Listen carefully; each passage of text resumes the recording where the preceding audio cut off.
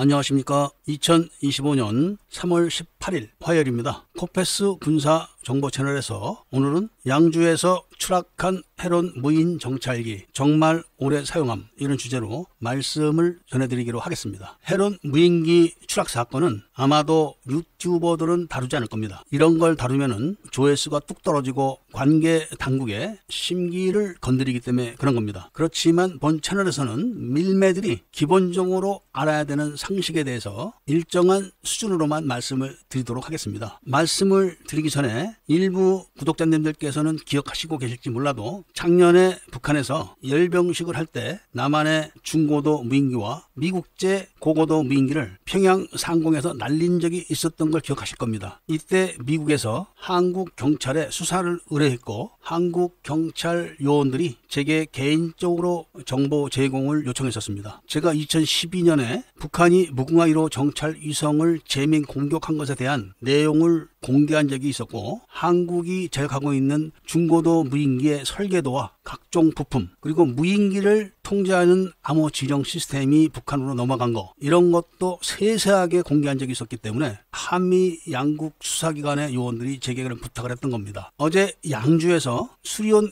헬기를 강타한 헤론 무인기는 그 항적이 아주 특이합니다. 그런데 수리온 헬기를 강타했던 헤론 무인기 이전에 추락했던 또 다른 헤론 무인기의 추락 사고가 북한이 남한을 공개적으로 희롱한 사건입니다. 북한은 해킹이라든지 신호 교란과 전파 방해, 이런 것만 전문적으로 하는 부대가 있습니다. 제가 조금 전에 말씀드렸듯이 무인기의 핵심은 무인기 조종사가 무인기의 암호 지령을 내리는 통신 시스템이 핵심입니다. 미국의 스텔스 무인기가 이란의 공작에 의해 가지고 바로 그 지령 통신 시스템이 노출돼 가지고 이란을 정찰하려다가 이란에 의해서 이란으로 납포된 적이 있었습니다. 그 이후로 미국은 암호 지령 시스템을 완전 암호화를 했습니다. 그런데 작년 11월 달에 가남리 비행장으로 귀환을 하던 헤론 무인기가 인근에 추락했습니다. 실제 고도는 600m인데 무인기의 자동 착륙 시스템은 이거를 6km로 인식하고 있어가지고 착륙을 하기 위해서 하강을 시도했는데 실제 높이는 600m인데 6km를 인식했으니까 더 내려온 겁니다. 그러니까 땅에 그대로 때려 박은 거죠. 지금은 헤론 지령 통신 시스템도 암호화되어 있을 텐데 북한이 이걸 다 확보하고 있다는 이야기고, 그 이야기는 지령 통신을 담당하는 부서에서 유출됐다고 보면 됩니다. 2012년도에도 그렇게 했으니까 그런 겁니다. 이번에는 헤론 무인기가 정상으로 착륙을 해가지고 활주를 하면서 땅에서 갑자기 우회전을 해가지고 수리온 헬기를 들이받았다는 거죠. 그냥 방향을 우측으로 틀어서 속도를 줄이지 않고 수리온 헬기를 향해서 그대로 돌진해서 들이박은 겁니다. 이거는 자동 착륙 장치가 부착된